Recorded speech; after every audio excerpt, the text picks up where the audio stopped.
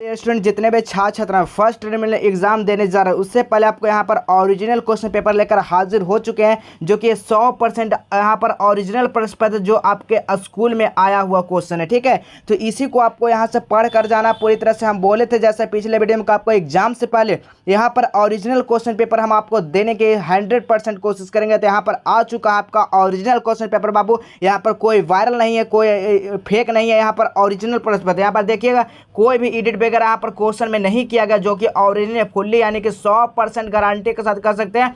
ये आपका ओरिजिनल प्रश्न पत्र है जो कि सोशल साइंस का है। ठीक है, किस चीज़ का है? तो सोशल साइंस यानी सामाजिक विज्ञान का, जो कि पहला दिन क्या है आपका सामाजिक विज्ञान का प्रश्न पत्र है। तो यही आपका प्रश्न पत्र आपको हूबहू आपको देखने को मिलेगा। तो आप लोग इस वीडियो को अंत तक जरूर देख कर जाइएगा। ठीक है, आपको बहुत ही हेल्पफुल होगा एग्जाम स्कूल में आप लोग देने वाले हैं। चलिए यहाँ पर देखिए आपका समय जो रहने वाला है ना, आपका समय 2 घंटा 45 मिनट रहेगा। पूर्णांक जो रहेगा वो 80 मार्क्स से रहेगा। तो चलिए हम लोग यहाँ पर देखेंगे 1 से 48 तक क्वेश्चन रहेगा, जिसमें से आपको देना है ना 40 प्रश्न का ही उत्तर आपको देना है। जिसमें से कितना देने हैं? तो 40 प्रश्न का उत्तर ही देने हैं मात्र। ठीक है, लेकिन आपको फाइनल बोर्ड परीक्षा में आपको 80 ऑब्जेक्टिव रहेंगे, तो इससे आपको डरना नहीं है। यहाँ पर आपका 40 ऑब्जेक्टिव ही बनाना है। तो चलिए हम लोग देखेंगे किस तरह का क्वेश्चन आपको स्कूल में आया हुआ है। ठीक है, देखिएगा पहला क्वेश्चन देखिए क्या कर रहा है। इटली एवं जर्मनी यानी इटली तथा जर्मनी वर्तमान में जो है किस महादेश के अंतर्गत आते हैं? किस महादेश के अंतर्गत आते हैं? तो आपको याद रखना है, क्या हो जाएगा, नोट कर लीजिए सारा चीज़। तो ऑप्शन नंबर यहाँ पर सी हो जाएगा बिल्कुल करेक्ट आंसर। अगर आप लोग इसका PDF वगैरह डाउनलोड करना चाहते हैं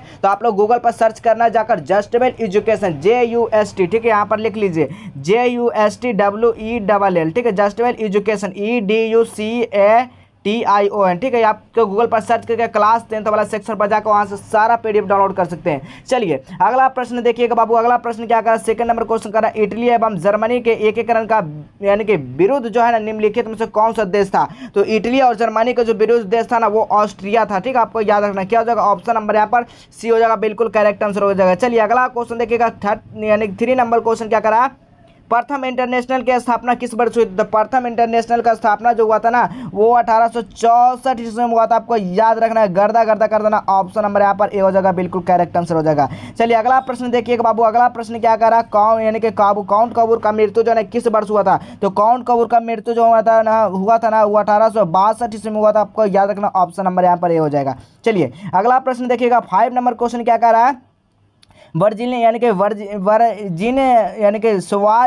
यानी कि सॉयल का उपन्यास का लेखक जो है ना वो कौन है? तो आपको याद रखना कौन है इसका सही आंसर। तो आपको यहाँ पर याद रखना क्या हो जाएगा? ऑप्शन नंबर बी इरवान यानी कि तुर्गेवेनम। ठीक है, चलिए अगला प्रश्न देखिएगा, अंतर्राष्ट्रीय मजदूर दिवस कब मनाया जाता है? यानी कि अंतर्राष्ट्रीय इंटरनेशनल लेबर डे जो ना कब मनाया जाता है? तो याद रखिएगा आप लोग 1 मई को मनाया जाता है। ठीक है, चलिए अगला क्वेश्चन देखिएगा, मेटरनिक कौन था बाबू? मेटरनिक जो था ना ऑस्ट्रिया का चांसलर था, याद रखिएगा। चलिए अगला प्रश्न देखिएगा, 8 नंबर क्वेश्चन क्या करा? 8 नंबर क्वेश्चन करा, सांप्रदायिक निर्णय का घोषणा जो है किसने की? तो सांप्रदायिक जो है ना इसका घोषणा जो किया था ना वो कौन किए थे? तो कौन किए थे? तो आपको याद मैकडोनाल्ड ने किया था। कौन किया था? मैकडोनाल्ड ने किए थे, नालंद किए थे। ऑप्शन नंबर यहाँ पर हो जाएगा। अगला प्रश्न देखिएगा, अगला प्रश्न क्या कर रहा है? यानी कि अलीगढ़ आंदोलन का नेतृत्व जो है किसने किया? अलीगढ़ का जो है ना इसका नेतृत्व जो किया था ना वो किसने किया था? तो याद रखिएगा, ऑप्शन नंबर यहाँ पर सी हो जाएगा बिल्कुल करेक्ट सही है, यानी कि सैयद अहमद खान ने किया था। चलिए अगला प्रश्न देखिएगा, इलवर्ट बिल यानी कि इलवर्ट बिल कब पारित हुआ था? तो कब पारित हुआ था? आपको याद रखना 1883 ईस्वी में इसका पारित हुआ। चलिए अगला प्रश्न देखिएगा, अगला प्रश्न क्या कर रहा है? अगला प्रश्न है, कार्ल मार्क्स का जन्म कहाँ हुआ था? तो कार्ल मार्क्स का जन्म हुआ था ना वो इटली में हुआ था। आपको याद रखना कहाँ हुआ था जी? कार्ल मार्क्स का जन्म जो है ना इटली में हुआ था। आपको याद रखना। चलिए अगला प्रश्न देखिएगा, अगला प्रश्न क्या कर रहा है? संयुक्त वियतनाम का गठन जो है किस वर्ष हुआ था? संयुक्त गठन इसका किस वर्ष हुआ था? तो आपको याद रखना, ऑप्शन नंबर डी है 1975 ईस्वी में हुआ था। चलिए अगला प्रश्न देखिएगा, 13 नंबर क्वेश्चन क्या कर रहा? हुआ आंदोलन जो है किस प्रकृति का था? हुआ जो आंदोलन था ना वो किस प्रकृति का था बाबू? तो आपको यहाँ पर याद रखना किस प्रकृति का था? क्रांतिकारी धार्मिक प्रकृति का था। ऑप्शन नंबर यहाँ पर डी हो जाएगा। अगला प्रश्न देखिएगा, हनोई समझौता जो हुआ था किस वर्ष हुआ था? हनोई समझौता मार्च 1946 ईस्वी में हुआ था। अगला प्रश्न देखिएगा, सुंदरबन यानी फुमा निम्नलिखित में से कहाँ यानी कि का प्रधानमंत्री कहाँ बनाया गया? कहाँ बनाया गया था? 15 का आप लोग बताइएगा क्या लाओस में बनाएगा? ऑप्शन नंबर यहाँ पर करेक्ट आंसर क्या हो जाएगा? ऑप्शन नंबर ए हो जाएगा। अगला प्रश्न देखिएगा, महोगनी किस वन का उपज है? बताएगा किस वन यानी कि चिरहरित वन का। ऑप्शन नंबर यहाँ पर बी हो जाएगा। अगला प्रश्न देखिएगा, इनमें से किसका कार्य संगणन नहीं कहलाता? क्या नहीं कहलाता? तो यानी कि भिखमंगा जो नहीं कहलाता है।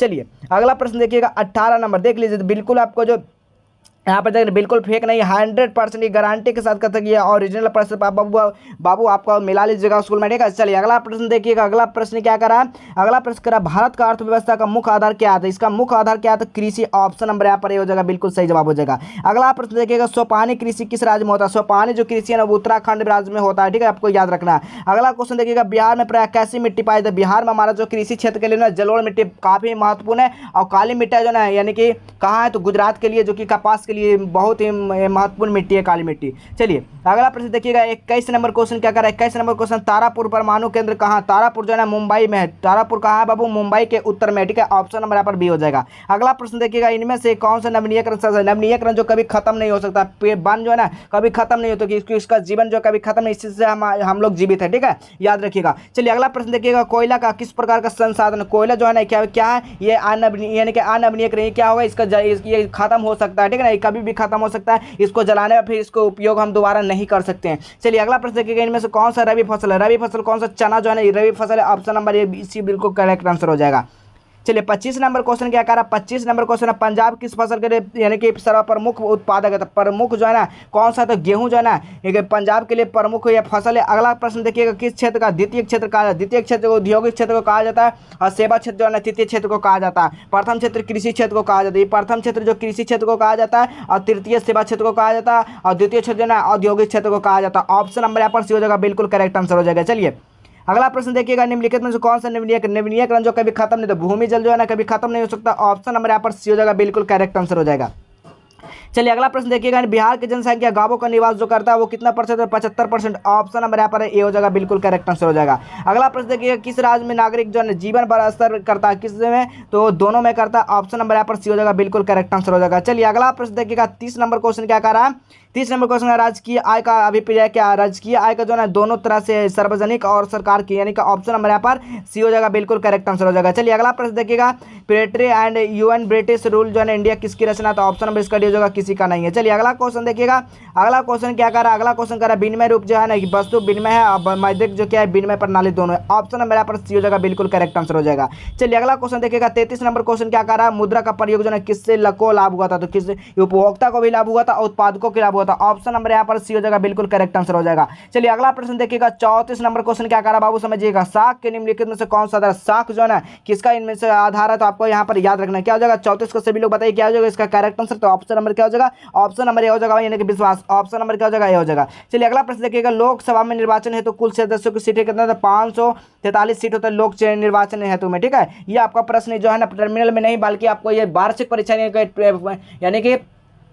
यानी कि जो आपका जो वार्षिक परीक्षा 2024 में देने वाले मैट्रिक बोर्ड परीक्षा, उसमें भी एक प्रश्न आपको पूछा जाता है, ये सब प्रश्न, ठीक है। चलिए अगला क्वेश्चन देखिएगा, लोकतंत्र से संबंधित में क्या सत्य नहीं, क्या सत्य नहीं है। 36 का राइट आंसर बताइए क्या हो जाएगा इसका, बिल्कुल क्या हो जाएगा, इसको आपको कमेंट में बताना क्या हो जाएगा इसका आंसर। चलिए अगला क्वेश्चन देखिएगा, राष्ट्रीय महिला उद्योग अधिनियम किस वर्ष पारित हुआ था, तो किस वर्ष ये पारित हुआ था, तो 1990 में पारित हुआ था। आपको याद रखना ऑप्शन नंबर यहाँ पर सी हो जाएगा, बिल्कुल करेक्ट आंसर हो जाएगा। चलिए अगला प्रश्न देखिएगा, 38 नंबर क्वेश्चन क्या कर रहा है, मुस्लिम लीग का स्थापना जो हुआ था किस वर्ष हुआ था। मुस्लिम लीग का स्थापना हुआ था 1906 में, मुस्लिम लीग का क्या हुआ था, स्थापना हुआ था बाबू। अगला प्रश्न देखिएगा, 1961 में मुंबई मराठियों को कितनी संख्या थी, तो यहाँ पर आपको याद रखना 39 का करेक्ट आंसर क्या हो जाएगा, आप लोग इसका भी कमेंट में आंसर दे दीजिएगा। चलिए अगला प्रश्न देखिएगा, अगला प्रश्न 40 का करेक्ट आंसर क्या हो जाएगा बताइएगा। 40 गठबंधन सरकार का पकड़ शासन पर किस भी होती है, तो इसके मजबूत होती है, बिल्कुल आपको याद रखना क्या होती है, मजबूत होती है। अगला प्रश्न देखिएगा, इनमें से एकात्मक सरकार कौन नहीं है, तो ब्रिटिश जो है एकात्मक सरकार नहीं है। ऑप्शन नंबर यहाँ पर हो जाएगा, देखिए ऑप्शन नंबर इसका सी हो जाएगा। ऑप्शन नंबर इसका बाढ़ क्या प्राकृतिक आपदा। तो इतना क्वेश्चन आपको बता दिए, इसमें से आपको मात्र 40 का ऑब्जेक्टिव क्वेश्चन बनाया था, आपको यहाँ पर 40 बिल्कुल सही से करेक्ट आंसर बता दिए। सारा चीज को आपको यहाँ पर से डाउनलोड कैसे करना, सारा चीज हम बता चुके हैं। आप लोग गूगल पर सर्च करना जस्ट क्वेश्चन, वहां से जाकर डाउनलोड कर सकते हैं। इसका अगर सब्जेक्टिव आप लोग इसका स्क्रीनशॉट लेना चाहते हैं तो ले सकते हैं, ताकि आपको ये हेल्पफुल होगा। आपका इसका भी सब्जेक्टिव क्वेश्चन अगर चाहते हैं कि इसका भी सर आंसर लाइए, तो आप लोग कमेंट कर दीजिएगा। कमेंट में अगर 10 भी लड़के कमेंट कर देते हैं कि सर सब्जेक्टिव क्वेश्चन ला दीजिए, हम 100% ला देंगे, वादा के साथ कहते हैं, ठीक है। चलिए आप लोग कमेंट कर दीजिएगा अगर चाहते हैं इसका सब्जेक्टिव क्वेश्चन। तो चलिए आप मिलेंगे फिर हम अगले वीडियो में, यानी कि नए वीडियो में इसी तरह का यानी कि ओरिजिनल पेपर के साथ। तब तक के लिए जय हिंद, वंदे मातरम।